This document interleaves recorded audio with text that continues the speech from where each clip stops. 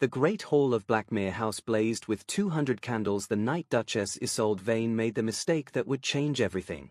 The chandeliers spilled gold light across marble floors, across silk gowns and powdered faces, across the careful, constructed smiles of 40 guests who had come dressed for pleasure and stayed, as English aristocrats always did, for the gossip. Isolde had not meant to dance. She had meant to stand beautifully at her husband's side, a decoration in pale blue satin, silent and elegant as the vases of white roses lining the far wall. But then the quartet played the opening notes of a Viennese waltz, a waltz she had loved since she was 7 years old, and something in her chest simply came alive. She stepped onto the floor before she realized her feet were moving. She lifted her arms. She closed her eyes. For 43 seconds, Duchess Isolde Vane forgot where she was, forgot who she was supposed to be, and simply danced. Her body moved the way it had once moved freely, honestly, with joy she had buried so deep she thought it was dead. It was the most alive she had been in 3 years of marriage. And it destroyed her. The laughter began near the fireplace, where Lady Rosalind Thatch stood with a glass of champagne frozen halfway to her perfect lips. Rosalind was the kind of beautiful that required significant investment, honeygold hair dressed with diamonds, a gown of deep garnet silk, shoulders bare and pale as fresh snow. She had a mouth built for 2 things, flattery and cruelty. She had long mastered the art of delivering both in the same breath, in the same warm tone, with the same lovely smile. "Good Lord," she said, not attempting quiet, not caring to try. "Is the Duchess actually dancing?" She said dancing the way another woman might say drowning, with the tone of someone witnessing something unfortunate that need not have happened. The woman beside her, Lady Pembroke, covered her mouth with her fan. Lord Everley, who drank too much and therefore said too much, laughed outright, a sharp, braying sound that rolled across the polished floor and bounced off every wall. The quartet faltered. The music stumbled, losing its shape, the way a river loses its shape when something heavy drops into it. Isolde felt the sound hit her spine before she consciously heard it, a cold splash, but she kept dancing for 3 more beats, because her legs had not yet received the message from her brain. She stopped. She opened her eyes. And the first face she found, the way we always find the faces that matter most in a crowd, was her husband's. Duke Caspian Vane stood at the far end of the hall, tall and dark-suited and magnificently composed, his dark hair swept back from a face that women across 3 counties called devastatingly handsome. He had a glass of brandy in one hand and a conversation in the other, but his gaze had found her, across all 40 people in the room, with no effort at all. He was smiling. Not the careful, political smile he wore in Parliament when a bill displeased him. Not the practiced warmth he deployed at charity events when newspapers were present. This was looser, something almost genuine, the smile of a man who had found something truly funny. He was smiling at her. He was smiling with them. Isolde stood at the center of the floor, alone, arms still slightly extended from the wall she had abandoned, and understood with the particular clarity of someone who has walked into a wall they did not see that nothing she did in this room tonight would ever be forgotten. Not by these people. Not by Caspian. She lowered her arms. Lifted her chin. Walked off the floor as though she had intended every single step. Charming performance. Rosalind appeared at her elbow within moments, champagne in hand, smile wide and warm as a snake in afternoon sun. "You must teach me that particular step. What would we call it? The Duchess stumble? The Vane glide?" She laughed at her own joke, and the 2 women beside her laughed also, their fans fluttering like pale moths, their eyes bright and sharp with the pleasure of watching something go wrong for someone else. Isolde had been taught from childhood to smile through pain. She was remarkably good at it. Her face arranged itself into something pleasantly neutral, not quite a smile, not quite a frown, the careful blankness of a woman who has learned that showing hurt only feeds the people who inflicted it. "Thank you, Rosalind," she said, her voice perfectly even. "I do so enjoy a lively evening." She accepted a glass of lemonade from a passing footman, not because she was thirsty, but because holding something stopped her hands from trembling. The footman, a young man with red ears and careful eyes, did not meet her gaze. Even the servants pitied her. She felt it in the careful way they avoided her face. That, somehow, was the worst thing of all. Not the laughter. The pity. Caspian found her by the window 20 minutes later, once the room had returned to its pleasant hum of conversation and the incident had been folded neatly into the evening's entertainment. He moved with the quiet authority of a man who believed all rooms were ultimately his, which, in most rooms, was more or less true. He touched her elbow. The lightest touch possible. Also, she had learned over 3 years, a signal. "We leave in 10 minutes, he said. His voice was perfectly pleasant. His eyes were not. "You've given them enough material for one evening, I think." Isolde looked past him, out the tall window at the dark garden below, at the row of lanterns leading to the carriages, each one throwing a small, separate circle of warm light against the gravel, each circle touching nothing beside it. "I was simply dancing," she said, quietly. "Don't," Caspian said. "Just that. One word." The weight of it pressed down on something in her chest. Then he was gone, back into the glittering crowd, and Isolde stood at the window and breathed very carefully and thought, for perhaps the 100th time in 3 years of marriage, about the person she used to be. She had been someone who danced in the rain. Someone who laughed too loudly. Someone who was simply, unapologetically, alive. Her room at Vane Manor smelled of beeswax and dried lavender and the heavy silence of an old, expensive house. Marta was waiting, as she always waited, sitting straight in the chair beside the fireplace, her broad hands folded in her lap, her small dark eyes already reading the room before Isolde had finished crossing it. Marta was 52 years old and built like someone who had survived harder things than instructions, with a weathered face and the particular stillness of a woman who had seen enough to know that most things were best met with patience rather than words. She helped Isolde out of the pale blue satin without a word about the evening, which meant she had already heard. Word travelled fast among servants. Faster, really, than it travelled among the gentry, which was already fast enough to be remarkable. Isolde sat at her dressing table while Marta unpinned her hair, and in the mirror, she watched the careful blankness drain from her own face now that no one important was watching. What replaced it was Rora. Something that lived between grief and anger, something without a clean name. "They laughed," she said, not to anyone in particular.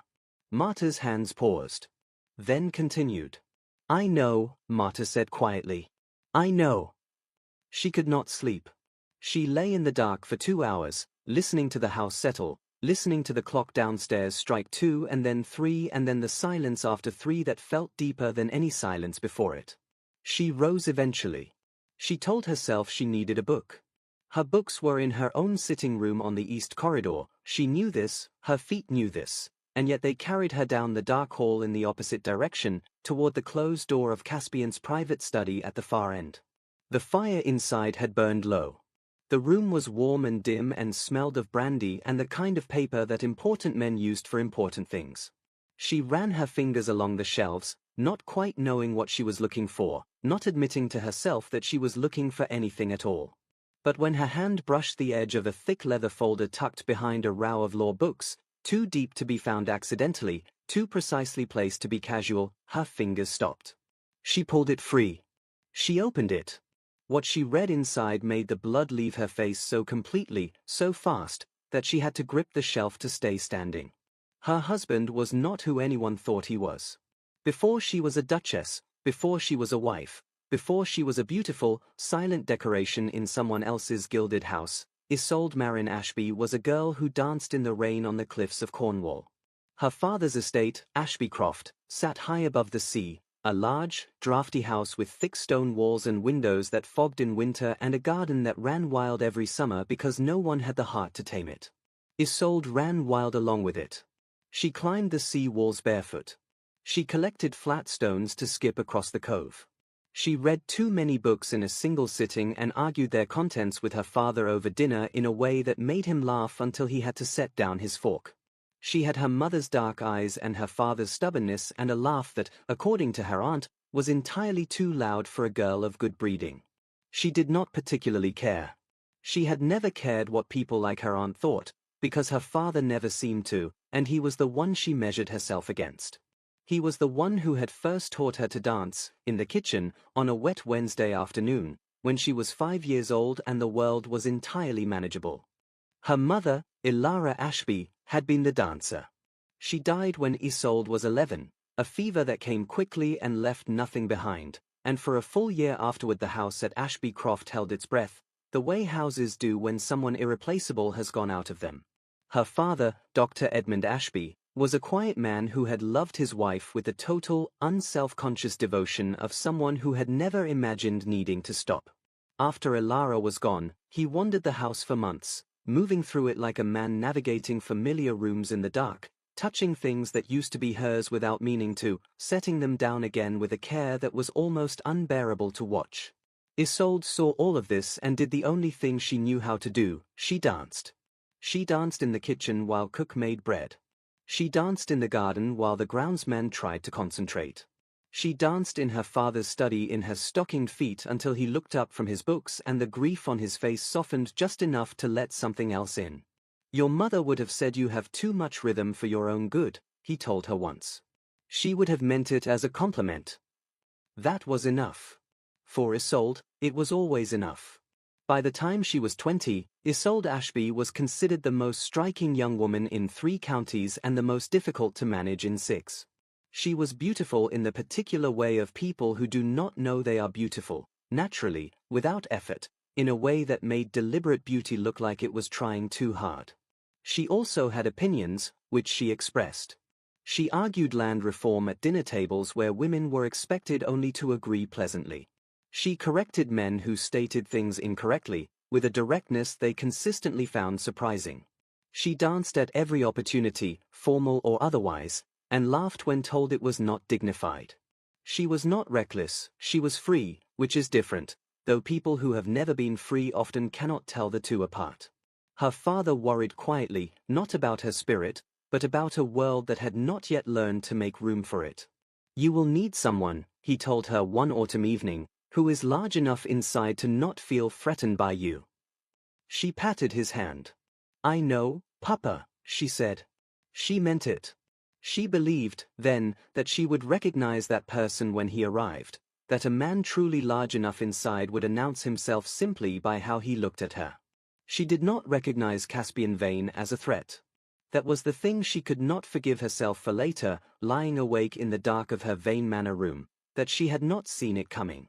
He had arrived in Cornwall during the summer social season, a duke young for his title, with 43 counties of land and a face assembled by someone with a refined sense of aesthetics. He had come to Ashby Croft to meet her father about a property matter, and he had met Isolde in the garden instead, where she was barefoot on the grass, arguing with the head gardener about the placement of a new rose bed. Caspian had stood at the garden gate and watched her for a full minute before announcing himself. Then he had smiled, that full, warm, unguarded smile, and said, "You are absolutely right about the roses. They want the east light, not the south." She had looked at him. He had looked back. "I'm Caspian Vane," he said. "I know who you are," she replied. He had laughed. A real laugh, unguarded and genuine, the kind she had not expected from a duke of his standing. She thought, standing barefoot on the grass with dirt on her hands, "This one is different. He sees me." She had never been so precisely, so consequentially wrong about anything in her life. He was different. For 6 months, he truly was. That was the cruelest part. For the first half-year, Caspian Vane was everything she had hoped for and nothing she had feared. He wrote her letters that engaged genuinely with her ideas, that asked follow-up questions, that sometimes disagreed with her and told her precisely why. He took her riding along the cliff tops and did not complain when she outpaced him. He came to Ashby Croft 4 times that autumn, and each time her father watched him with the quiet, careful attention of a man assessing the structural integrity of something important. Her father said, 3 weeks before the engagement, "He seems to value you, Isolde." That was the measure. That was the only measure that mattered to her. The wedding was small and beautiful, held in the Ashby Croft Chapel in October, with the sea wind coming through the old stone windows and her father crying in the front pew with the contained dignity of a man who had promised himself he would not. Isolde wore her mother's veil. She walked the aisle absolutely certain of herself. She walked it believing she was choosing freely, with full knowledge, with eyes open. She was. The tragedy was not that she walked into a trap, it was that the trap was so expertly built to look like the home she had always wanted. The first sign came not as a blow but as a silence. 3 weeks into their marriage, at a dinner with two of Caspian's colleagues, Isolde said something sharp and funny about a parliamentary vote, and the table laughed, genuinely, warmly. Caspian did not. He smiled, but the smile arrived late, the way starlight arrives after the star itself is already gone. Later that night, as they prepared for bed, he said, "Let me know before you speak on political matters at table. Some things don't land well." She had stared at him. "What things?" He adjusted his cufflinks with the smooth focus of a man not quite looking at you. "Political opinions. They make people uncomfortable when a woman leads the conversation." She asked, "Which people?" He said, "Important ones." She let it go that night because she was tired and newly married, and because she told herself it was adjustment, 2 lives learning each other's shapes. She told herself that for quite a long time, the way you can tell yourself something quite a long time if you really need it to be true. The silences came more frequently after that first one. Then the corrections. Then the small, gentle redirections that felt, from the inside, like care, and looked, from the outside, like control. She put the leather folder back where she had found it. She slid it behind the law books with the same careful precision with which she had removed it, making sure the dust along the shelf disturbed as little as possible. Then she stood in the dim study with her hands flat on the cold wood of the shelf and breathed, steady and slow, the way her father had taught her to breathe when something was too large to think about all at once. In for 4 counts, hold for 4, out for 4, until the world stopped spinning. She was not ready. She understood she was not ready. What was inside that folder was a weapon, and a weapon picked up before you know how to use it will cut you before it cuts anyone else. She was also, standing in the cold dark of her husband's private study at 3 in the morning, absolutely certain of one thing. The woman who had married Caspian Vane in the Ashbycroft chapel had not known what he was. But the woman standing here now did. And the woman standing here now had her mother's dark eyes and her father's stubborn, unbreakable will and a laugh that someone, once upon a time, had said was far too loud. She was going to use every single part of herself. Starting tomorrow. Life at Vane Manor operated according to a set of rules that had never been written down, because writing them would have required someone to admit they existed. The house was magnificent, 12 bedrooms, a long gallery hung with painted ancestors, a music room with a broadwood grand piano that no one ever played, a library that Isolde loved and visited often and always left feeling vaguely observed. The staff was efficient and loyal, she had come to understand, to the house rather than to any particular person within it. Caspian's steward, a thin, precise man named Whitmore, managed the estate accounts with an attention to detail that Isolde had initially admired and had gradually begun to find strange in a way she could not yet articulate. Meals were served at exact times. Guests were received in the blue parlor only. Isolde's own calendar, her social calls, her correspondence, her charitable visits, was technically hers to manage, but there was always a quiet adjustment, always a gentle redirection, always a small correction arriving through Whitmore or through Caspian himself, phrased so reasonably that questioning it would have required her to seem unreasonable. She noticed it the way you notice a current in still water. Something is moving. You cannot see where it is coming from. And you are not yet sure, standing on the bank, whether you should be worried. Caspian was excellent in public.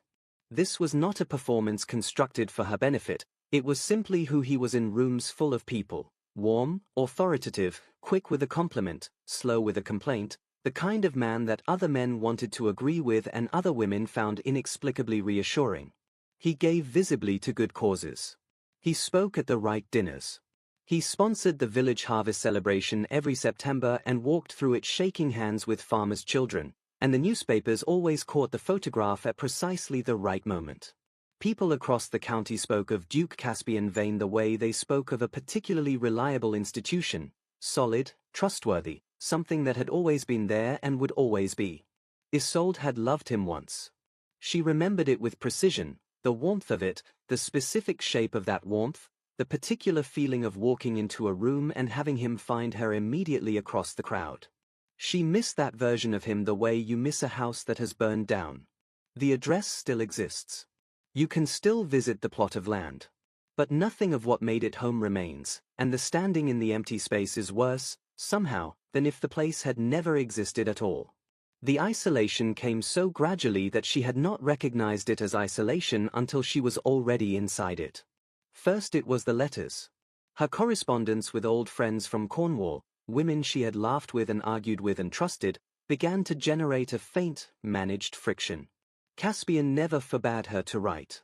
He simply mentioned, once, that Cecily Farrow had been speaking loosely about their household at a gathering in Bath, and surely Isolde didn't want to give people unnecessary ammunition. He said it so reasonably that she had agreed.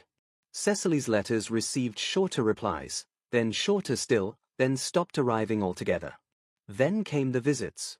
Her father came twice in the first year of her marriage, once in the second, and the visit dates always seemed to fall at inconvenient times, always required abbreviated stays, always generated a small friction that Caspian managed with exquisite courtesy so that Dr. Ashby left feeling well-treated and somehow, subtly, unwelcome.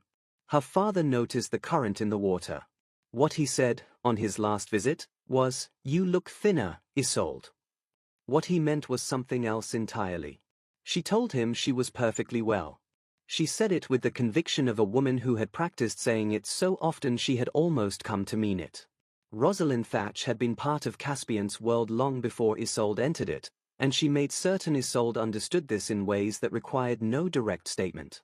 She dropped references to shared memories, to private jokes, to events that had occurred before your time here, with the casual precision of someone placing furniture in a room to communicate ownership without ever holding up a deed. She visited the manor too often and stayed too long, always with Caspian's easy welcome, always with that garnet-gowned warmth that never quite reached her eyes. Isolde had tried, in the early months, to be gracious. She made Rosalind tea, showed genuine interest in her opinions, complimented her clothing with sincerity, because Isolde was not, by nature, a hostile person.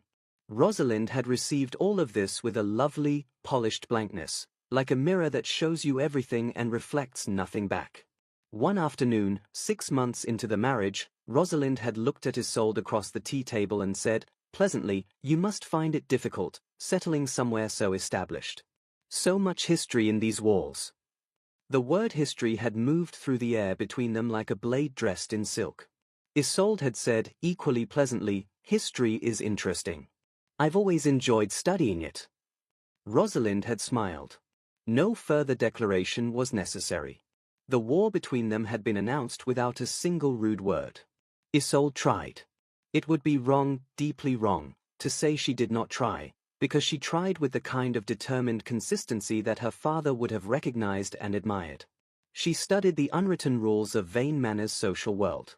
She memorized family histories, old alliances, ancient feuds. She attended every expected event in the correct gown with the correct expression and said the correct things at the correct moments. She organized the autumn charity auction and raised more funds than it had generated in its previous 5 years combined, and received a single sentence of acknowledgement from Caspian at dinner that evening, and nothing at all from the wider social circle. She started a reading group for the county ladies that lasted 4 months before attendance quietly dissolved, not because anyone said anything, but because Rosalind had begun hosting her own afternoon teas on the same days, and the gravity of Rosalind's social position was stronger than Isolde's good intentions. Each failure was small. Each was also, in some precise way she could not quite prove but could absolutely feel, arranged. She was being edited out of her own life, one small, invisible cut at a time, and every time she tried to push back, the blade reappeared somewhere she was least expecting it. She began to understand what it meant to be outmaneuvered. She began, quietly, to study the game. The dancing was the one thing she would not surrender. She had given up the loud laugh, or at least reduced it to something socially acceptable. She had given up barefoot afternoons in the garden, inappropriate for a woman of her position. She had given up arguing politics at dinner tables. She had given up Cecily Farrow's letters. She had given up regular visits from her father. But she would not give up the dancing. It was not precisely defiance, or perhaps it was, but it did not feel that way from the inside. From the inside, it felt like survival. Like the one thing that was still entirely hers. In her private sitting room, with the door closed and only Marta present, she danced to music she hummed herself, or to the small music box her father had given her for her 16th birthday, a walnut box with a painted lid that played a mazurka in a minor key, one of the few objects in the whole of Vane Manor that was entirely, uncategorically, incontestably hers. Marta always watched from her chair with her hands folded and her face carefully composed. She never said, "Don't stop." But her eyes said it, clearly and consistently, in the particular language of a woman who has watched someone slowly disappear and has made the private decision to witness, completely, whatever remains. She saw them in the East Corridor on a Tuesday afternoon in November. She had not been looking for anything. She was returning from the garden with mud on her boots and a late rose she had cut from the last surviving bush, the kind of small, private pleasure she still allowed herself. She came around the corner and there they were, Caspian and Rosalind, standing close in the dim corridor in the way that two people stand when they are certain they are unobserved, not touching, exactly, but arranged within each other's space with a familiarity that required no touch to communicate itself absolutely. Rosalind was saying something low. Caspian's head was bent toward hers. He was listening with his full, complete attention, the kind of attention he had stopped giving Isolde approximately 2 years ago. He looked up when he heard her boots on the stone floor. He did not look guilty. That was what she noticed most sharply. He did not even look guilty. He simply straightened, fractionally, and said, "Isolde, you're early." She looked at them both. She looked at the late rose in her hand, red against her pale fingers, petals already beginning to curl in the cold air. "Yes," she said pleasantly. "I am." She walked past them to her room and did not look back, and her face showed nothing at all, and her mind had never been so cold or so completely, utterly awake. She waited 3 days before returning to the study. 3 days of ordinary life at Vane Manor, breakfast taken correctly at the right hour, afternoon calls managed appropriately, dinners conducted with the careful performance that had become her primary occupation. She watched Caspian during those 3 days with entirely new eyes, the way you look at a familiar painting when someone tells you a secret about the artist. Everything is the same and nothing is. She watched how he handled correspondence, quickly, privately, the papers always turned face down on the desk when she passed. She watched his conversations with Whitmore, the steward, brief, low, ending whenever she entered the room. She watched how he looked at her across the dinner table, still pleasantly, still correctly, and she noticed, for the first time, what lay beneath the pleasantness. Something watchful. Something that looked at her and calculated. She had always believed his indifference was the natural cooling of early passion, the ordinary settling of a marriage into its grooves. She now understood it was something else entirely, the particular vigilance of a man who has something significant to protect and has been protecting it for a long time. She waited until Wednesday. She went back to the study at 2 in the morning. This time, she brought her reading spectacles and a steadier candle. This time, she was ready. The leather folder was exactly where she had replaced it, undisturbed behind the law books. The dust settled back into its original pattern. She carried it to the desk and opened it flat in the candlelight and read every page with the same systematic, unhurried attention she had once applied to her father's medical texts, because her father had taught her that the worst thing you could do with difficult information was rush through it. The folder contained 3 distinct categories of documents. The first was a set of estate accounts, tenant rent records for Vane's properties across 4 counties, spanning the past 6 years.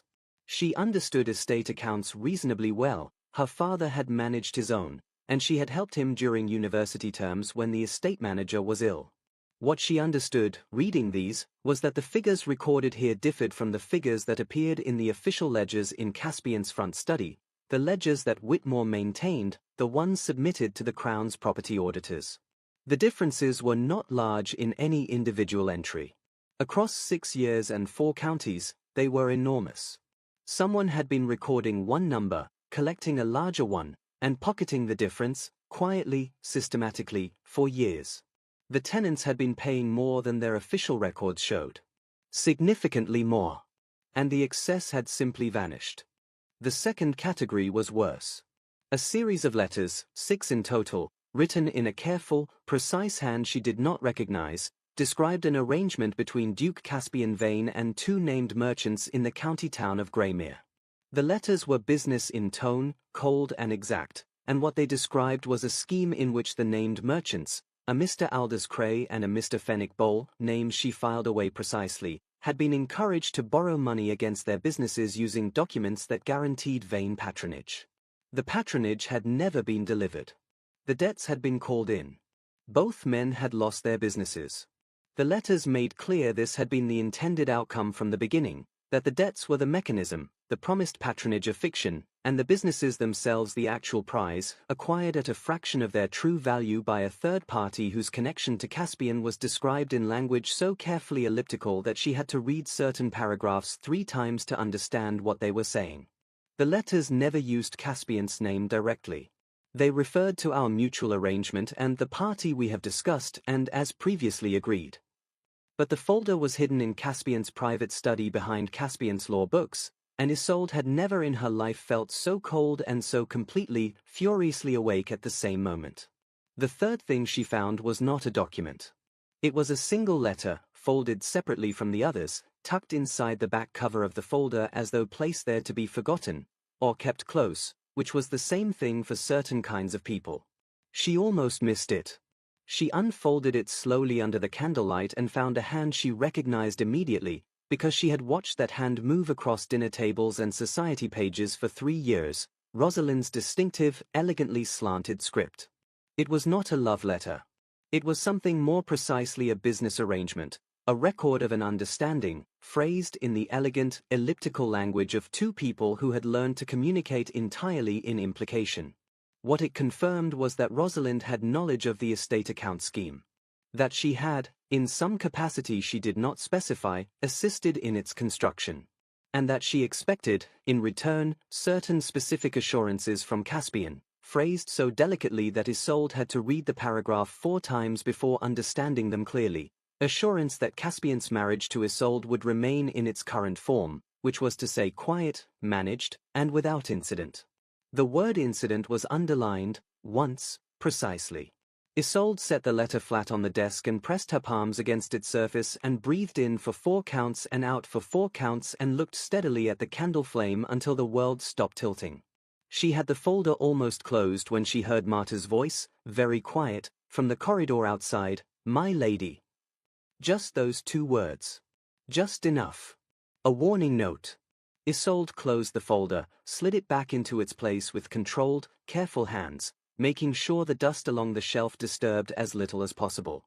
Then she moved to the window as the door opened, slowly and without urgency, because urgency had sound. Marta stepped in holding a candle and the face of a woman who had made a decision about honesty regardless of what it cost. "I saw your light under the door," Marta said simply. Isolde stood at the window and looked at her. A long moment passed between them, the kind of long moment that contains several entire conversations. Then she said, "Come here." Marta came. Isolde looked at this woman who had dressed her and brushed her hair and watched her diminish month by month with a silent, steady loyalty that Isolde had never properly examined until this exact moment. "I need you to tell me something," Isolde said. "I need you to tell me the truth, even if you think I cannot bear it. Especially then." Marta's expression did not change, but something in her settled, like a person putting their feet firmly on the ground before a strong wind. "Yes, my lady," she said. Isolde told her what was in the folder. Marta listened without interrupting. When it was over, she said, "There is more. I should have told you sooner. I was afraid." Isolde said, "Tell me now." Marta had worked at Vane Manor for 14 years, since before Caspian had inherited the title, and she had watched 3 housekeepers leave under circumstances never fully explained. She had watched Whitmore, the steward, burn papers in the back grate on irregular evenings, always when Caspian was engaged elsewhere, always without apparent reason that the household could discuss openly. She had, 2 years before Isolde's arrival, overheard a conversation between Caspian and a man she didn't recognize, a lawyer, she believed, from the leather case he carried, about a family in the village named Bowl. The Bowles had been millers in Greymere for 3 generations. Within a year of that conversation, their mill had closed and the family had left the county entirely. Marta had told herself it was coincidence. She had told herself it was not her place. She had watched Isolde arrive at Vane Manor, young and bright-eyed and full of a warmth that Marta had immediately recognized as the kind of warmth certain people would regard not as a gift but as a weakness to be managed. She had watched the brightness dim, month by month, like a lamp with its wick being slowly turned down. She had told herself there was nothing she could do about any of it, and she had known, even as she told herself this, that she was wrong. She had simply not yet found what she was willing to do instead.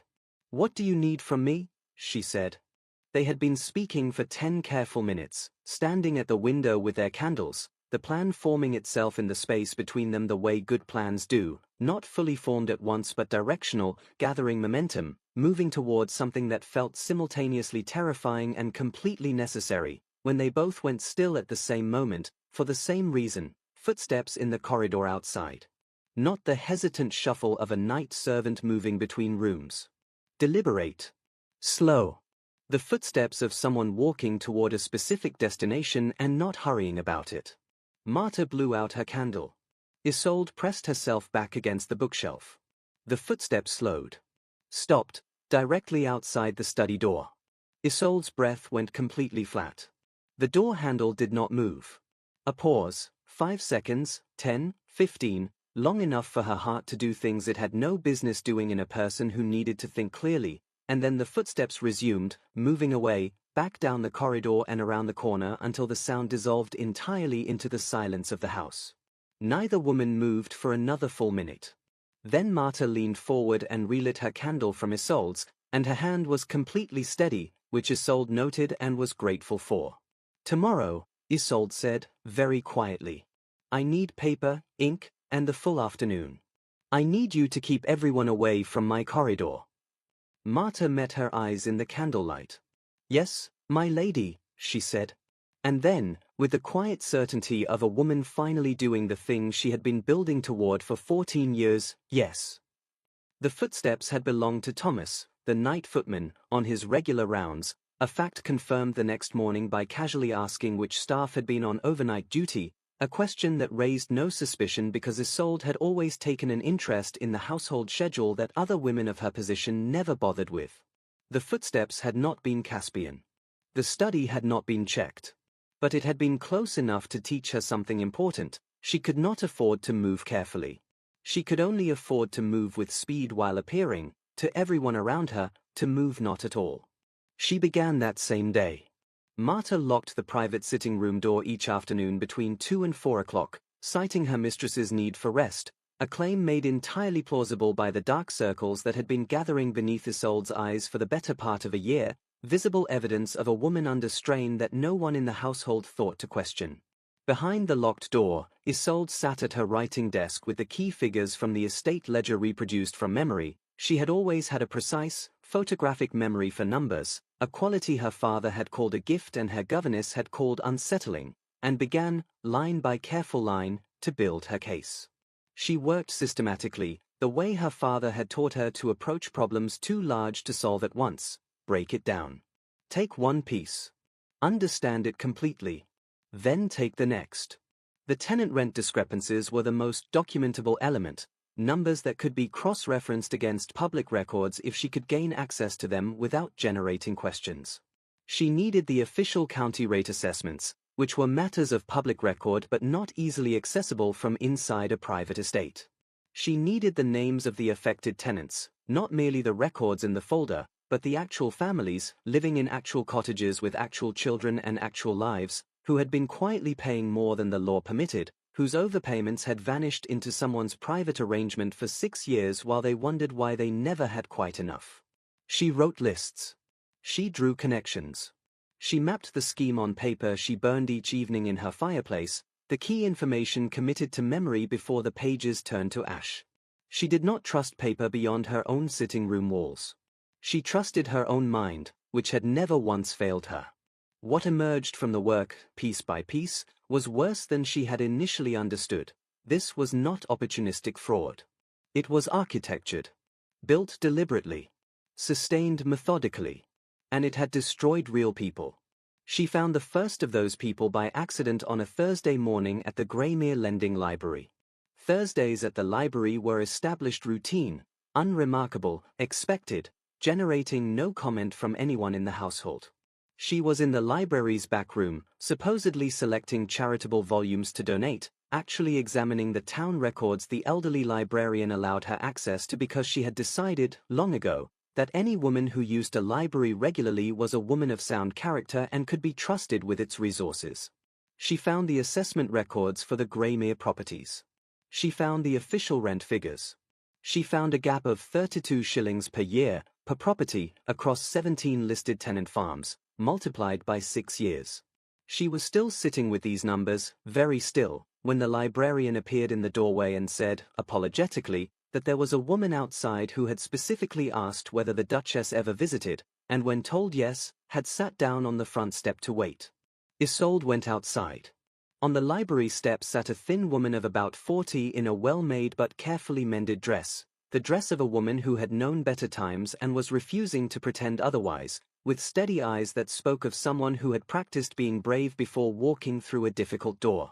"Your Grace," the woman said. "My name is Mrs. Phoebe Cray. I believe you know my husband's name."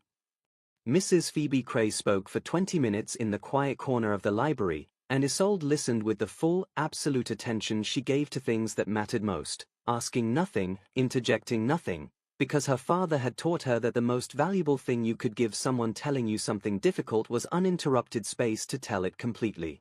Aldous Cray had been a linen merchant in Greymere for 11 years, a respected man, a careful businessman, with a shop that employed 4 workers and a contract that had appeared, 2 years ago, to offer extraordinary expansion, Duke Vane's patronage, access to the county's largest buyers, a loan secured against the business, guaranteed by the Duke's written endorsement. The loan had been called in 7 months later. The endorsement had been quietly disavowed. The shop had been seized against the debt. Aldous Cray had appealed to the Duke directly and been told by Whitmore that His Grace had no record of any such arrangement. He had produced the original letter of endorsement and been told it was a forgery. He had lost the shop, lost their home above it, lost 3 years of savings set aside for their daughter's schooling. He was now working as a day laborer in the next county. He was 44 years old and had the hands of a much older man and had not recovered, not fully, perhaps not ever. Isolde listened to all of this without moving, without blinking, without letting anything reach her face. Inside, something had become very, very certain. Isolde took Phoebe Cray's hand across the library table. It was small and cold and very still. "I believe you," she said. "I need you to know that clearly. I believe every word you have told me." Phoebe Cray looked at her for a long moment with the eyes of a woman who has said this truth in many rooms and been met consistently with polite skepticism, with the well-meaning dismissal of people who could not afford to believe her. Then something in her face shifted, very slightly, like a lock turning that had been stiff for a long time. "There are others," she said. "Not just us. Fenwick Bowl, the miller, and 3 farming families in the north reaches of the county. The Patterson family. The Harnets. Old Mr. Drews, who had 40 years of good tenancy and was removed last autumn for supposed non-payment of rent. He has receipts proving he paid in full." Isolde was completely still. She counted internally. 6 families at minimum. Probably more, families she had not yet found, families who had not yet heard that someone with power was finally, actually listening. Underneath each of those counted numbers was a house that had gone cold, a child whose schooling had been interrupted, a husband whose capable hands now did work meant for someone younger, a woman sitting on a library step in her best mended dress, practicing bravery before knocking on a door that had always been closed to her. Isolde squeezed her hand. "I will not forget you," she said. It was not a platitude. It was a promise. The days after her meeting with Phoebe Cray were the strangest of her life at Vane Manor, because she had to conduct them as though nothing had changed, while inside her, everything had. She attended dinner and discussed the coming social season with Caspian with pleasant, practiced ease. She played the piano on Saturday afternoon, badly, on purpose. She had discovered early that playing beautifully attracted Caspian's particular, cataloguing attention. She received Lady Whitmore for tea and discussed the Harvest Fund with convincing engagement. She was a woman in the full performance of ordinary life, and the performance was flawless. She also began to notice, with entirely new sharpness, how Caspian watched her. He had always watched her. She understood that now, looking back. but the watching had intensified recently, sharpened into something more deliberate. Small things, the way he paused when she mentioned the village. The way his eyes tracked her movements when she opened correspondence at the breakfast table. The way he asked, once, casually, how Thursday's library visit had gone. She told him it had been entirely uneventful, and he nodded, and looked at her for exactly one beat too long before returning to his newspaper. Two people, managing a very quiet game. She was learning the rules faster than he imagined. The Grand Ashwell Ball invitation arrived on a Friday morning, brought on a silver tray, sealed with the Ashwell crest, a rising hawk on a blue field, addressed to both of them in the elegant copperplate of Lord Ashwell's secretary. The Grand Ashwell Ball was the most prestigious social event in the county calendar. 40 guests, selected with precision, held every 3 years, attended by Crown officials, senior clergy, members of Parliament, the people in whose presence England decided what it thought of itself and acted accordingly. It was, and this came to Isolde clearly and with the particular quality of an idea arriving at exactly the right moment, the only room in the county where absolutely everyone who needed to see something would be present to see it. She set the invitation on the breakfast table and looked at it for a moment. She looked at Caspian, who was reading his newspaper with the comfortable ease of a man whose situation was entirely under control. She looked at his carefully arranged face, at the practiced ease of him, at 3 years of her life consumed quietly while the world watched and called him a good man. Then she picked up her teacup and took a slow, calm sip. 6 weeks away. 6 weeks was more than enough. She would be ready. She was, she realized with a quiet, cold certainty that felt entirely unlike anything she had felt before, she was already ready. She had been ready since the moment her fingers found that folder. Rosalind arrived on a Wednesday, unannounced, which was her habit, because arriving unannounced was its own form of power, a small daily demonstration that she did not require permission to enter spaces that other people maintained. She came in a carriage of deep burgundy lacquer and emerged from it in a walking dress of pale green with a matching parasol, and she smiled at Isolde on the front steps with the full warm ease of a woman who has made a decision and arrived to execute it with the minimum possible friction. "I do hope I haven't caught you at a bad moment," she said, which meant she did not particularly care whether she had. "Not at all," Isolde said, which meant, "I see you precisely." They moved through the entrance hall toward the blue parlor, Rosalind's heels precise and unhurried on the marble, and Rosalind said, lightly, "Caspian mentioned you've been spending more time in the village recently. Such admirable dedication to local charity." The word dedication had the same sharp edge as history had carried at their first tea 3 years ago, a blade wrapped in good silk. "I enjoy the library," Isolde said pleasantly. "One meets the most interesting people there."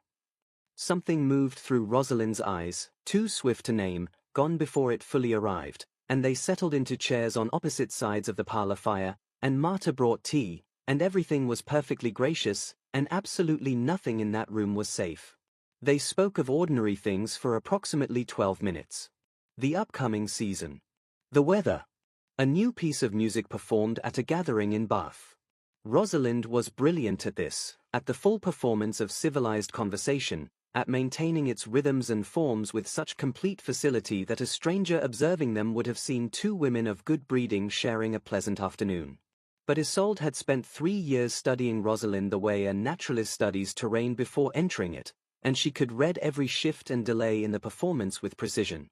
The ordinary conversation was a waiting room. Something else was being prepared behind it. She waited pleasantly, drank her tea, asked about Rosalind's most recent London visit with just enough genuine interest to maintain the tempo, and she watched Rosalind's hands, because hands are the one thing that most people forget to perform. Rosalind's hands sat perfectly arranged in her lap, too still. A woman at ease has restless hands. She adjusts, reaches for the teacup with natural impulse, fidgets at small moments. These hands were managed. Held. Which meant Rosalind was in precise control of herself right now, and that the thing she was controlling herself toward was about to be delivered. Isolde set down her cup. She was ready. "I wonder," Rosalind said, arriving at the point with the particular lightness of someone who has been building toward it all along, "whether you've been entirely happy here at Vane Manor." Phrased as concern. It was not concern. Isolde looked at her with a pleasant, open expression. I've been perfectly comfortable, thank you. Of course. Caspian provides well. Rosalind smoothed a non-existent wrinkle from her skirt, the only restless gesture she allowed herself. Still, some marriages simply aren't a natural fit. It's no one's fault, truly. Temperament, background, these things matter, and no amount of goodwill can bridge certain fundamental gaps.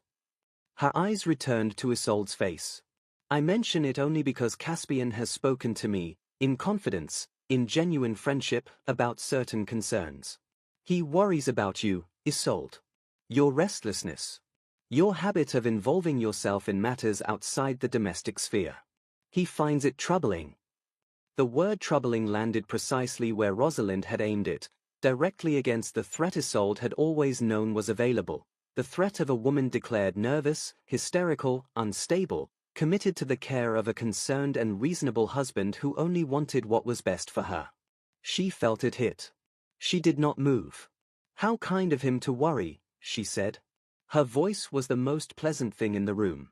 Separation, Rosalind said, abandoning pretense with the smooth efficiency of someone who had been maintaining it only as a courtesy.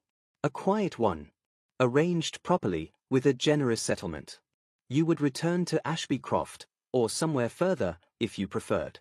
The continent is pleasant in winter. You would be comfortable. More comfortable, I believe, than you are now. She held Isolde's gaze directly for the first time in the conversation, and what was in her eyes was, Isolde noted this carefully, almost honest. Almost something human. This is not a hostile suggestion, Rosalind said. I genuinely believe it would be better for everyone involved. Isolde looked back at her with complete composure and held, very still behind her expression, the complete inventory of what she knew.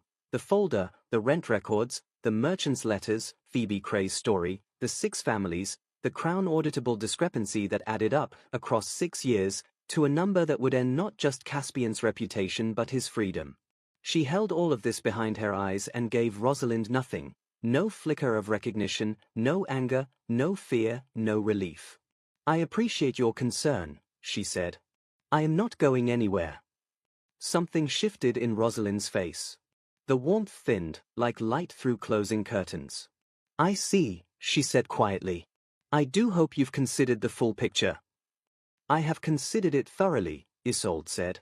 She refilled her own teacup with the calm ease of a woman entirely at home in her own parlor. In fact, I've rarely had more clarity about the full picture than I have in recent weeks. It's been a remarkably productive time. She smiled. Not cold. Not fierce. Warm, entirely warm, and completely, utterly unreadable, and the only thing more unsettling to a person who controls through visible intimidation than open resistance is the resistance they cannot see coming.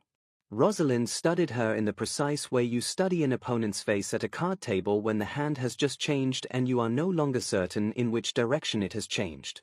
Then she gathered her gloves and adopted the bright social tone of a woman gracefully changing subject.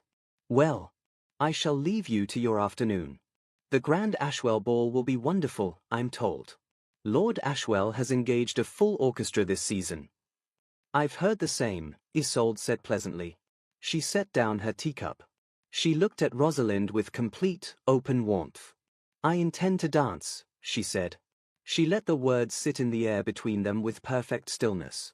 Rosalind's eyes narrowed, just slightly, before the smile returned like a door closing. How charming, she said. She did not sound charmed. After Rosalind's carriage disappeared between the elm trees at the end of the drive, Marta came into the parlor and stood in the doorway and looked at Isolde, who was still in her chair by the fire with her empty teacup and the particular quality of silence that settles after something important has happened and not yet been fully absorbed. She knows we went to the study, Isolde said. It was not a question. Or she suspects, Marta said carefully, which amounts to the same thing for a woman like her. Yes. Isolde set the cup down. She told Caspian. He knows. She said it flatly, the way you say a diagnosis when you have already decided to begin the treatment. Then we have less time than I thought, Marta said. How much less? Isolde calculated. Rosalind's visit was a message from Caspian, delivered through a deniable intermediary, the offer of a quiet exit before something worse was deployed. The something worse was clear to her now, the machinery of a husband's legal authority over a wife declared mentally unwell. She knew Caspian. He had already laid the groundwork, the dancing, the late nights, the interest in village matters, the fixation on household documents, each piece separately innocuous, assembled together into a careful portrait of instability. He had the authority to invoke it. He had the social allies. He had, almost certainly, already spoken to a physician. She needed to move before he did. 6 weeks until the Ashwell ball, Isolde said. She stood. She smoothed her skirt with the precise, deliberate movement of a person preparing to work rather than the anxious smoothing of a frightened one. She walked to the window and looked at the marks Rosalind's carriage wheels had left in the gravel drive. "We move faster," she said. "What exactly are we moving toward?" Marta asked, because she was a woman who had always dealt in specifics and had learned, long ago, that clarity was the only true antidote to fear. Isolde turned from the window. She had thought about this in the sleepless hours after each night of careful documentation, in the cold quiet of her locked sitting room with the knowledge sitting in her chest like a second heartbeat, what it meant to simply survive, to take the quiet separation, to preserve herself at the cost of leaving Phoebe Cray on her library step and Aldous Cray in the field, at the cost of leaving every damaged family behind with no one to stand for them in the room where it mattered. She had thought about it thoroughly and completely, and she had understood from the first moment that it was not something she was capable of. Not because she was reckless. Because she was her father's daughter, and her father had never in his life walked past someone who needed help and told himself it wasn't his place. "We need someone on the outside," she said. "Someone with authority, and no reason to protect Caspian." She looked at Marta steadily. "And I believe I know exactly where to find him." Duke Edwin of Carrow arrived in the county on a Thursday in November, 6 weeks to the day before the Grand Ashwell Ball, and his arrival generated in the local society the particular quality of interested wariness that preceded men who were known to take their crown responsibilities seriously in ways that occasionally inconvenienced people who would have preferred not to be held to account. He served on 2 parliamentary oversight committees. 3 years previously, he had initiated an inquiry into land mismanagement in the northern counties that had ended with 2 peers losing both their titles and their freedom. He was tall and weathered-looking, in his mid-40s, with grey threading into his brown hair and a directness of manner that people with nothing to hide found refreshing, and people with much to hide found quietly alarming. He came to the county for the autumn gathering of local landowners, routine, nothing remarkable on the surface, and he arrived in a plain carriage with 2 attendants and a reputation that moved ahead of him like the bow wave of a ship entering harbour. Isolde had known he was coming. She had known his name for 3 weeks. She had been waiting for him since before she found the folder, in the way that a person sometimes waits for something they cannot yet name because they do not yet know enough to name it. The county gathering was held at Holstone Park, a large and well-managed estate belonging to the elderly Lord Holstone, who hosted it every November with the genuine hospitality of a man who liked people and was therefore somewhat unusual in his social position. 40 landowners, their spouses, their grown children, their guests, gathered across 3 days of morning meetings, afternoon rides, evening dinners. Isolde attended as Caspian's Duchess, in her correct gown, with her correct expression, managing the social performance of her role with the expertise she had built over 3 years of practice. She spotted Edwin of Carrow on the first afternoon. She had looked for him, carefully and without appearing to look, and what she observed matched what she had heard, a man who listened more than he spoke, who asked questions rather than statements, who moved through a room without the performance of importance that most men of his rank felt entitled to maintain. He spoke to the estate manager with the same attention he gave to senior peers. He took note of small things. The kind of small things that most powerful people stopped noticing once they had enough power not to have to. She watched him for 2 hours before arranging to be in his vicinity. They met formally at the garden tea on the second afternoon, introduced by Lady Holstone, who had an old talent for placing people near each other and then stepping away. Edwin looked at Isolde with the direct, unperforming attention that she had already noted was characteristic of him, and said, "Your Grace, I have heard a great deal about Vane Manor's charitable contributions." It was a social opener. She took it as one. "We do our best," she said pleasantly. He nodded. "I also heard," he said, in a slightly different register, quieter, more deliberate, "something interesting from a colleague on the county rate committee. About discrepancies in the submitted assessments for the Vane properties." And there it was. She had expected some opening, some careful signal, but not quite this directness, not quite this soon, and for one unguarded moment something crossed her face that she could not entirely prevent: relief. Large, sudden, the relief of a person who has been carrying something very heavy alone for a long time and has just been offered the possibility of help. She recovered in an instant. But he saw it, she could tell by the way his eyes changed, becoming a degree more careful, a degree more kind. "How interesting," she said. She kept her voice perfectly even. "Perhaps we should discuss it somewhere less visible." They walked in the garden for 30 minutes, enough to be observed and therefore unremarkable, a duchess and a visiting duke, an ordinary social exchange on an autumn afternoon. But what passed between them had the quality of two people simultaneously discovering they speak the same language after months of translation into languages that do not fit.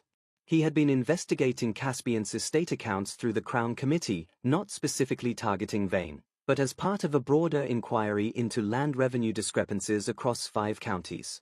The Vane properties had surfaced twice as statistical outliers, properties where the official submission didn't match the committee's own external assessments.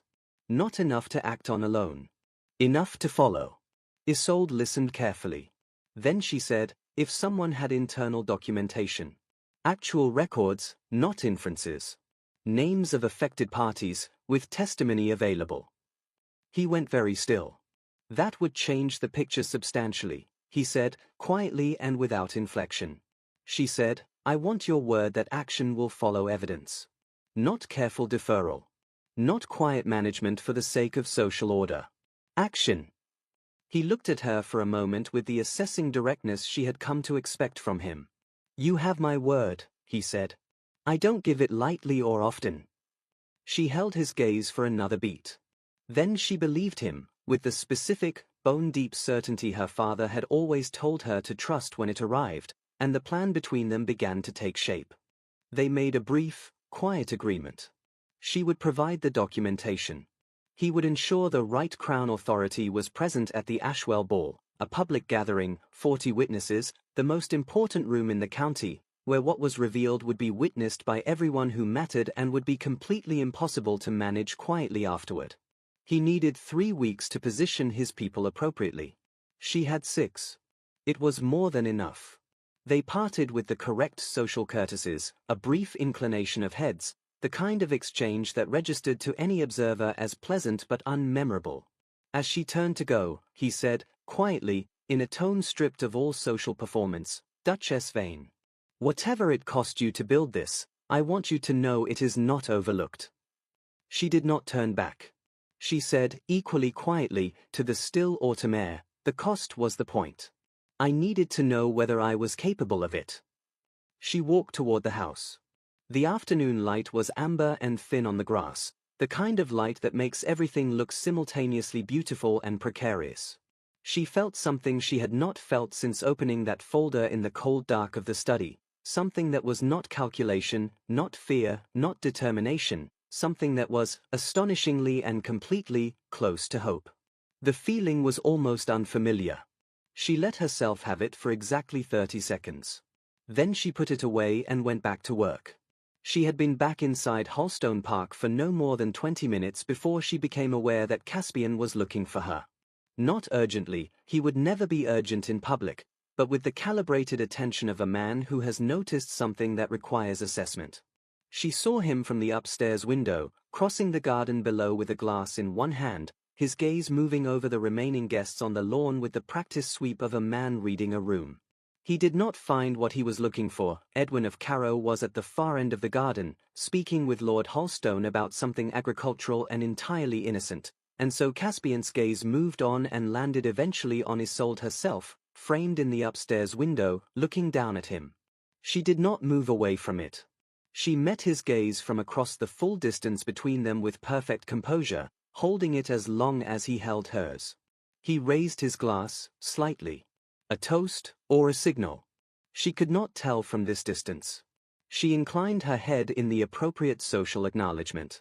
Then she turned from the window and walked to her room and sat down in the chair beside the window and pressed her hands over her face for 30 seconds, exactly 30 seconds, because she was allowed that much and no more, and felt the full weight of what she was doing.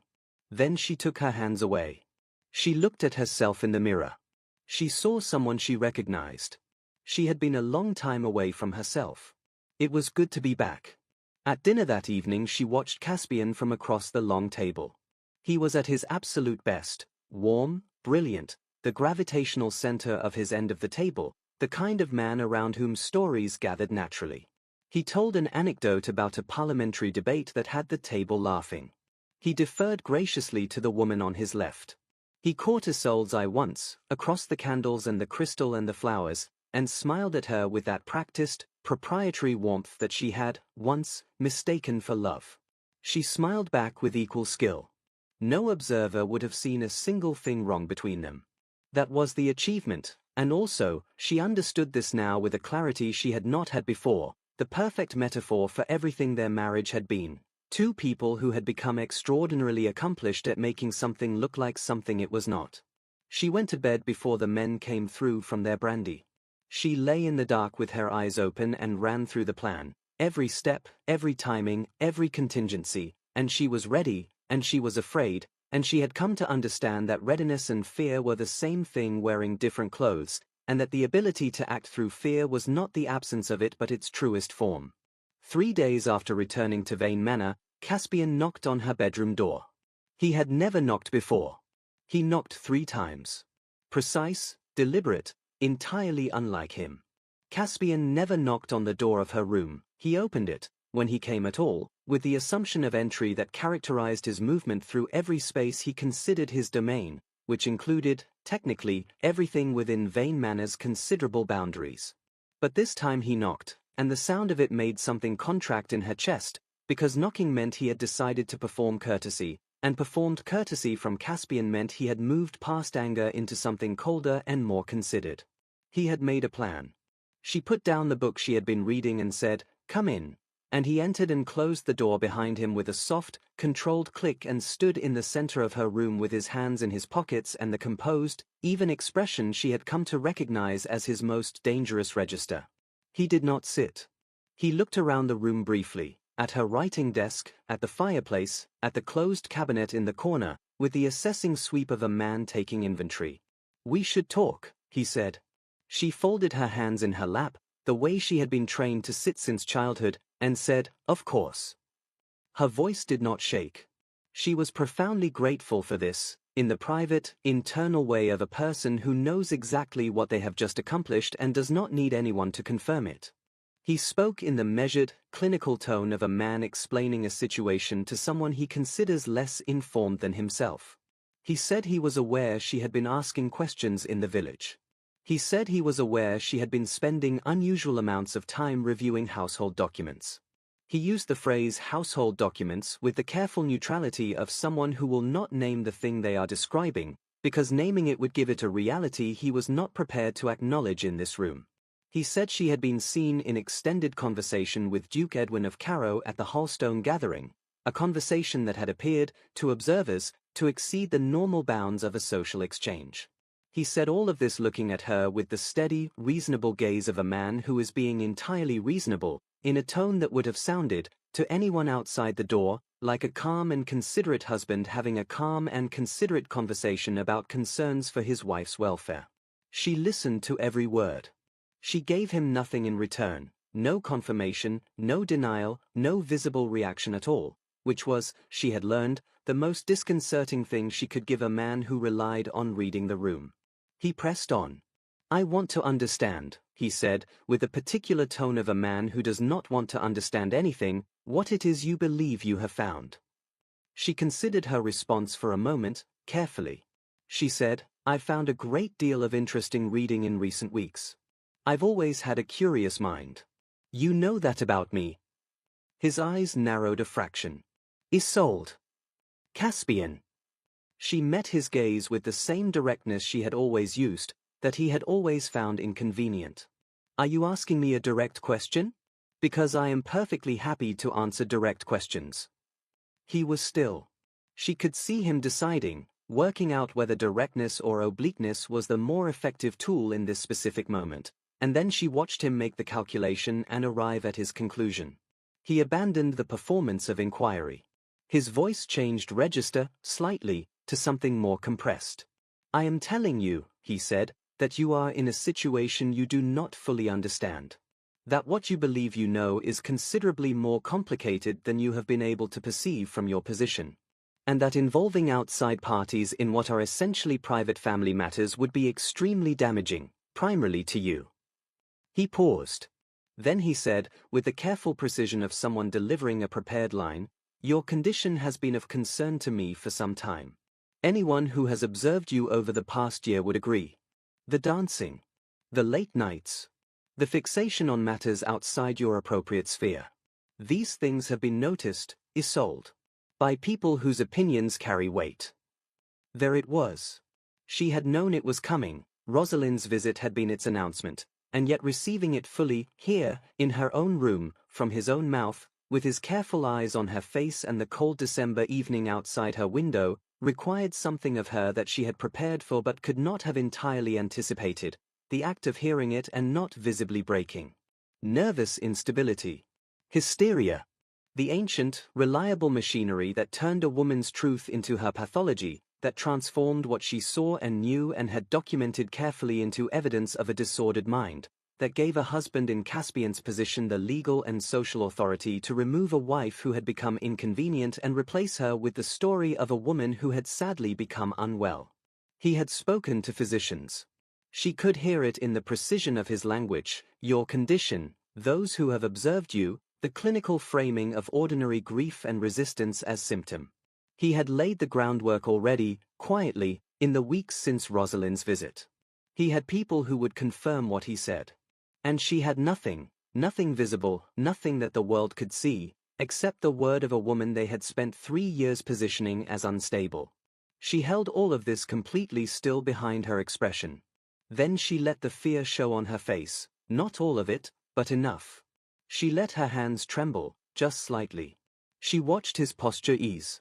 He spoke for another 10 minutes after that, and his tone had shifted into the solicitous warmth of a man who has confirmed what he came to confirm and is now delivering the terms of the arrangement. He spoke about rest, about professional care, about a retreat somewhere quiet, somewhere suitable, somewhere a good doctor could help her recover her equilibrium. The word equilibrium appeared 3 times, with the particular, telling frequency of a word someone has recently been advised to use. He was almost kind about it. He produced his handkerchief when tears arrived at her eyes. He said he only wanted what was best for her. And sitting in her chair with his handkerchief pressed to her face, Isolde thought, with the strange, detached clarity of someone watching themselves perform from a slight distance, that he might even half believe some of it. That the self-story of a man who has controlled and diminished and quietly ruined people for years required him to believe, on some level, that he was reasonable. That he cared, in his way. That he was, in the final accounting, simply protecting something complicated. She gave him the tears. She gave him the trembling hands. She gave him just enough quiet collapse to satisfy the story he had come to confirm. He was a man who needed her to be small. She was the least small thing in the room. He left 20 minutes later with the settled, composed manner of a man who has handled a difficult situation and handled it well. She listened to his footsteps recede down the corridor, descend the stairs, fade. Then she sat in her chair for exactly 2 minutes and did nothing. She breathed. She felt the weight of the evening press against her chest and she let it press, completely, without fighting it, because her father had taught her that the only way through a very large thing was through it and not around it. Then she stood. She crossed to the writing cabinet in the corner. She opened it with her key, the only copy, and looked at what was inside, the neat stack of transcribed notes, the carefully ordered evidence, the letter from Phoebe Cray given with both hands and the specific, painful hope of a woman who had waited too long for someone to act.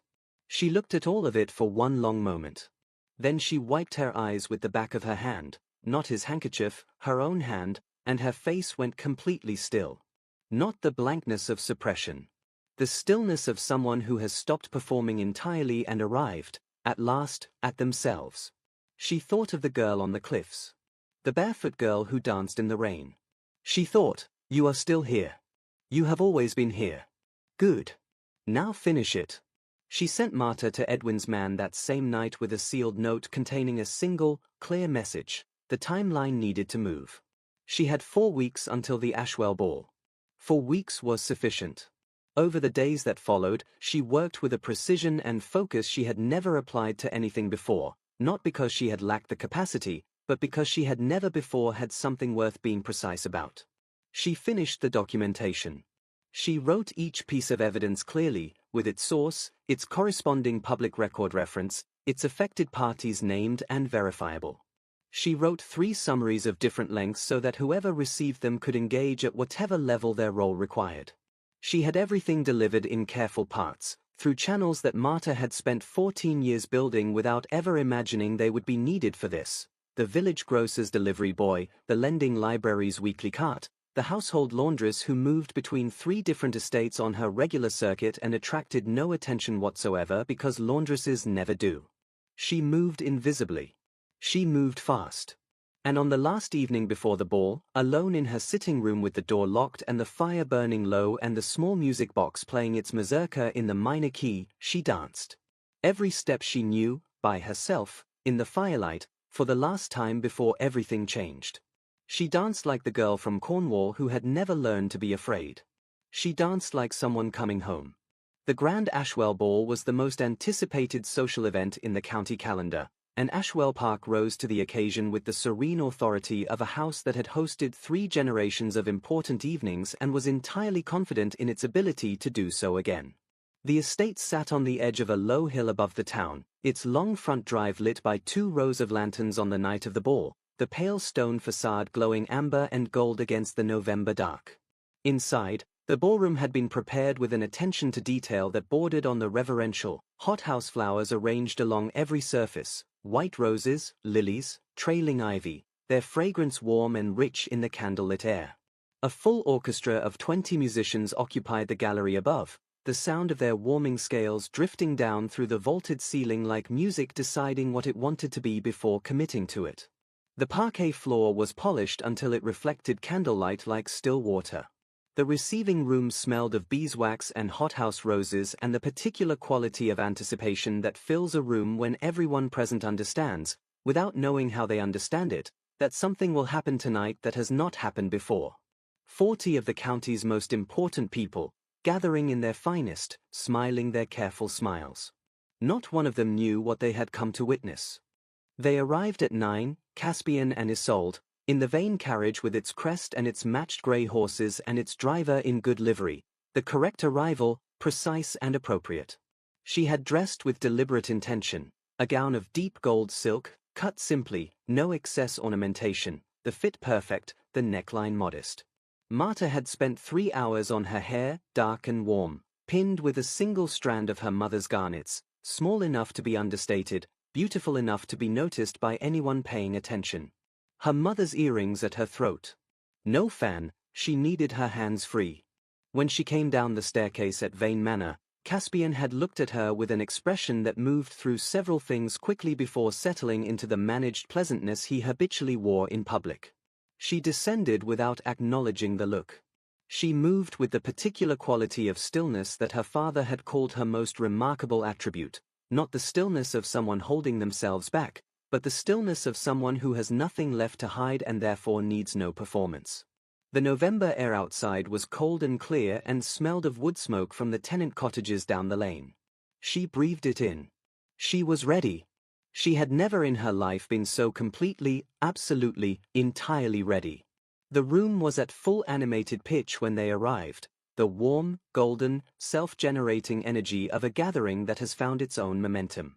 40 guests in full complement, senior peers and their spouses, 2 crown officials whose presence was noted and whose roles she knew precisely, the county's most prominent landowners, their grown children, the full apparatus of the world that had for 3 years watched her diminish without comment. Lord Ashwell received them at the entrance with the comfortable authority of a man at ease in his own home and in his own life. He kissed her hand and said warmly, "You look wonderful this evening, my dear. The room will be glad of you." She thanked him sincerely and moved into the gathering with Caspian at her side, and she began the performance of her social role with the smooth expertise of 3 years' practice, greeting, smiling, remembering the right details about the right people, asking the right questions. It was automatic now. The part of her that managed the social performance ran independently, like a clock that keeps time without requiring thought, while underneath it her actual mind was running a different calculation entirely, tracking the positions of Edwin's men near the entrance, noting Marta in the servants' corridor through the far door, watching the orchestra settle into their positions above. 43 minutes. She had 43 minutes. Caspian was magnificent. She watched him across the room with the clear-eyed, detached attention she had developed over years of study, and she understood, with the specific, unwanted clarity of someone who has looked at something too long to pretend otherwise, that he was genuinely gifted at this. He read a room the way other people read weather, instinctively, accurately, with the ability to adjust his approach in real time to what the room needed from him. He moved through the gathering as its natural center of gravity, and the room oriented toward him the way all rooms eventually did, and he accepted this with the practiced, unforced ease of a man who had never known what it was to be in a room that did not receive him this way. She watched him find Rosalind across the space, a brief look, a brief nod, a communication that required no words because fluency had made words redundant between them.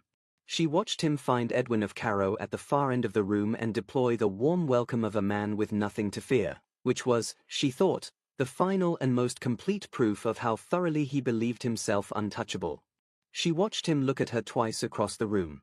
The second time, something sharpened in his gaze, something that said he was beginning to read the energy of the room differently, beginning to feel the current shifting. She was almost sorry there was nothing she could do about the next 40 minutes for him.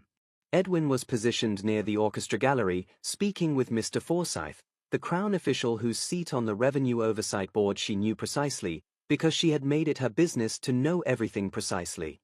Their conversation looked social. It was not. As she moved to the drinks table at the far end of the ballroom, Edwin came to stand slightly behind and to her right, and without looking at her directly, he said, under the sound of the orchestra beginning to settle, "Forsyth has the one-page summary. The full documentation is with 2 of my men, who also have the sealed affidavits from Phoebe Cray and 3 other affected parties."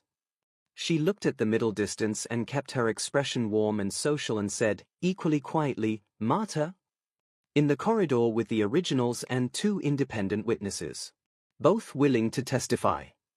She took a small sip of her champagne. "Rosalind?" A brief pause. "Present. 3rd table from the left." Isolde did not look. "She will try to intervene when I begin." "She will not succeed," he said, with the flat certainty of a man who has made the necessary arrangements. She nodded once, barely perceptibly. "When the waltz begins," she said, "I need the floor clear of other dancers. All of them." Another pause. "It can be arranged," he said.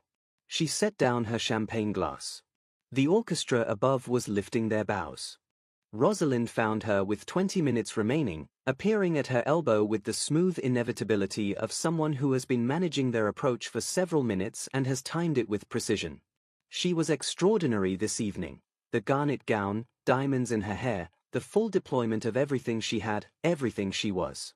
She looked at Isolde with something that was almost, underneath all of it, beneath the performance and the calculation, almost real. Almost afraid. "Please," she said.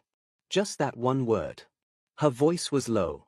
The warmth in it was genuine, Isolde realized, the genuine warmth of a woman who had made choices she had long since justified to herself, but who was now, at this specific moment, beginning to see the end of the story she had told herself, and feeling the ghost of what she might have been before she chose all of this. "I don't want anyone destroyed," Rosalind said. "I don't want you destroyed, Isolde. Whatever you believe about me, that much is true." Isolde looked at her for a long moment. She thought of Phoebe Cray on the library step in her mended dress. She thought of Aldous Cray in the field with his capable hands doing work beneath his capacity. She thought of old Mr. Drews, 40 years of good tenancy, his home gone. She thought of the receipts he had kept in a tin box for decades, proving payment no one would look at. Then, she said, not unkindly but with absolute clarity, you should have made different choices. Rosalind's face did something complicated and private. She stepped back. She said nothing more. The room had reached the warm, amber, fully loosened pitch of an evening at its most beautiful, conversations fully alive, the first dances completed, the champagne making the candles seem brighter and the ceiling seem higher, when the orchestra shifted position above and the conductor raised his baton. The opening notes of the Viennese waltz moved through the ballroom the way warm air moves through water, slowly, gathering shape, becoming something. Isolde was standing at the edge of the dance floor. She set down her glass on the nearest surface. She felt, for one sharp, unguarded moment, the full memory of the last time she had danced in a room like this. The laughter, Caspian's face, the cold splash against her spine, the long walk off the floor with her arms at her sides and her chin lifted and the inside of her in pieces. She felt it completely, without flinching, because that night had made this night possible, and she had come to understand that the most painful things you survive are sometimes the very things that build you into what you need to be. She stepped onto the floor. The crowd nearest to her stepped back, slightly, by instinct, making room, the way people make room for someone moving with a particular kind of purpose. She lifted her arms. She closed her eyes. She began. And the room, for the second time in her life, went completely and utterly still. She danced the way she had danced as a child on the cliffs of Cornwall, completely, without apology, without performance for anyone watching, as though the music had been made specifically for the space between her ribs and she was simply letting it out into the room where it had always belonged. The waltz was 3 minutes long and she gave every second of it, the gold silk moving with her, the garnets warm at her throat, her dark hair catching the candlelight as she turned, the parquet floor reflecting her movement like water reflecting sky. And the room, 40 of the most important, most carefully composed, most thoroughly practiced people in the county, went quiet. Not the embarrassed quiet of the Blackmere Ballroom, where the laughter had been already building before she stopped. Not the snickering quiet of people preparing to dismiss something.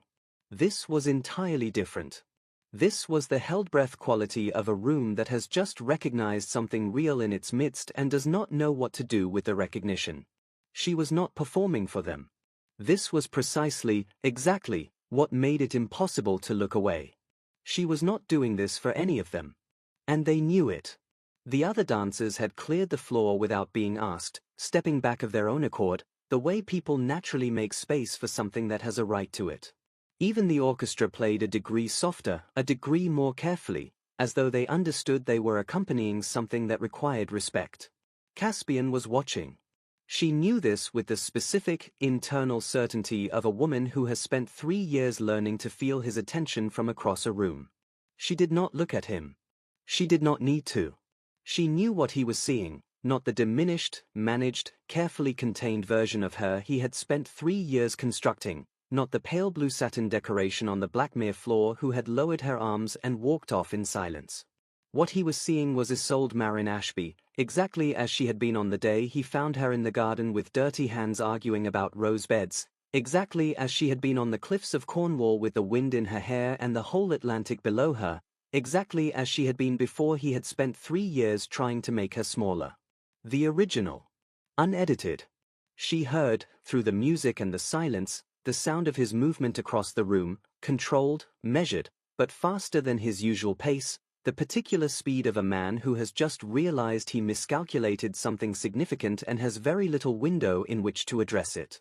He was moving toward the floor. He was not going to reach it in time. She already knew this. She had planned for precisely this.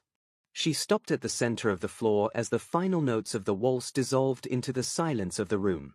She stood in that silence for exactly 3 heartbeats, long enough for it to settle, long enough for every face to be oriented toward her, and then she spoke. Her voice was clear and steady and reached every corner of the ballroom without effort, because she had her father's quality of speech, the particular tone of a man who had spent a lifetime being believed, and she had been practicing the words for 3 weeks, in her sitting room, with only Marta present, until they were as natural as breathing. "I apologize for interrupting the evening," she said. "I have a matter of significant urgency to bring before this company, and I am grateful to have witnesses of your collective standing." She paused for one beat, one precise, deliberate beat, and then she looked at Caspian, who had stopped moving 10 feet from the edge of the floor. She looked at him directly, completely, with full and open eyes, and she made sure he could see in her face everything she had hidden for 3 years. The clarity, the capability, the furious, focused, unbroken intelligence of a woman who had been underestimated, methodically, at considerable cost to everyone who had done so. He looked back.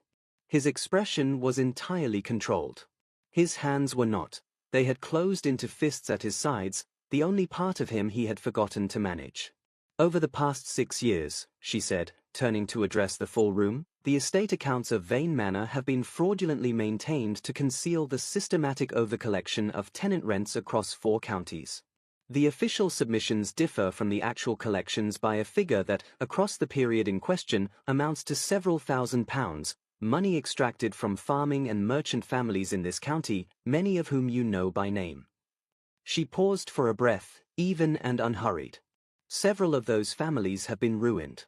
The Cray family of Greymere, Mr. Aldous Cray, a linen merchant for 11 years, fraudulently stripped of his business and his home through a false debt scheme built on a counterfeit endorsement. The Bowl family. The Pattersons. Old Mr. Drews, 40 years a good tenant, removed last autumn for a debt he has receipts proving he paid in full." The room was so completely still that the candles seemed to have stopped moving. "The documentation supporting these claims is being provided to the appropriate Crown officials now. Copies have been given to Mr. Forsyth of the Revenue Oversight Board, to Duke Edwin of Carrow, and to 2 independent witnesses whose testimony has been taken in writing. The originals are in a sealed repository." From the door to the servants' corridor, Marta stepped forward, carrying a leather case, Edwin's 2 men flanking her like bookends made of quiet authority. The room began to murmur. The sound of water finding its first crack. Caspian spoke because there was nothing else left to do, because standing silent in the center of that room while his wife dismantled 3 decades of careful construction was the one option, the only option, he could not take. "This is a fabrication," he said. His voice was controlled. "Barely. These are private household documents removed without authorization by a woman suffering from a significant episode of nervous disturbance, and I will not allow this gathering to be used as a stage for—" "You will not allow," Isolde said, and her voice was very quiet and very clear and cut through his like a clean blade, "a great many things that are going to happen regardless of what you allow." Rosalind stepped forward from the far side of the room, because Rosalind was also not a woman who could stand silent when everything was moving, but she stopped when she saw Mr. Forsyth's face. The Crown official was reading the summary document with the focused, methodical attention of a man who has entirely left the social event and entered his professional role, and his expression contained something that was not surprise, exactly, because the most important revelations often aren't surprising so much as confirming, but was the particular set of a man who has found the evidence he suspected existed and is now thinking entirely about what happens next. Rosalind sat down in the nearest chair. She looked at nothing. Her hands were in her lap. She had the appearance, for the first time since Isolde had known her, of a woman who has run out of moves. Mr. Forsyth looked up from the document. He looked at Caspian Vane. Then he looked at Isolde. Then he said, with the measured, impeccable restraint of a man trained to manage public moments of considerable consequence, "Your Grace, Duke Vane. I will need to speak with you at your earliest convenience. Tonight would be preferable." The words were perfectly polite. They were also, in the complete silence of the ballroom, understood by every person present to be the beginning of an ending. Caspian's face did not collapse. He was not that kind of man, and even now, even here, he remained composed in the fundamental way of someone for whom composure was not a skill but a structure. But something left him. Slowly, visibly, like light leaving a room one window at a time, the performance of the good man, the generous Duke, the trustworthy institution that had always been there and would always be, it did not fall away dramatically. It thinned. It thinned until what remained was just a man, standing in a ballroom, in the light of 200 candles, with the specific, terminal stillness of someone who has just understood that the story is over. Lord Ashwell had moved to the center of the room and stood there with the grave, watchful composure of a man who has seen important things before and understands that they require witness. He did not intervene. He simply stayed. That, Isolde thought, was its own kind of justice.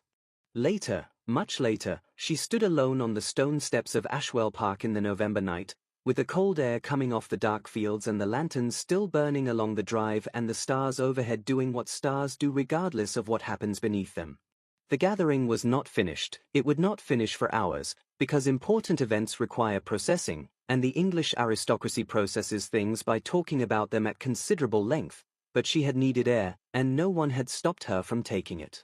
She heard the step behind her and knew without turning that it was Marta, who placed a warm wrap around her shoulders without a single word and came to stand beside her in the companionable silence of two women who have done something significant and are still in the process of understanding what it means. There was much that was not yet resolved. There would be proceedings. Inquiries. The slow, grinding machinery of consequence moving forward through its proper channels. There would be a future full of uncertainties and difficulties she had not yet imagined. There would be, she was almost certain of this, with the quiet certainty of someone who has just proven to herself what she is capable of, a morning when she woke in a house that was entirely and only hers. She thought of her father. She thought of Ashby Croft and the cliff tops and the smell of the sea and the rain on her face and the girl who had danced in every kind of weather without once being ashamed of it. She was still that girl. She had always been that girl. They had tried, very hard, to make her forget it. They had not succeeded. She turned her face up to the cold November sky, and she breathed, deep and slow and free, for the first time in 3 years. Somewhere behind her, through the great lit windows of the ballroom, someone had found the piano. They were playing a waltz.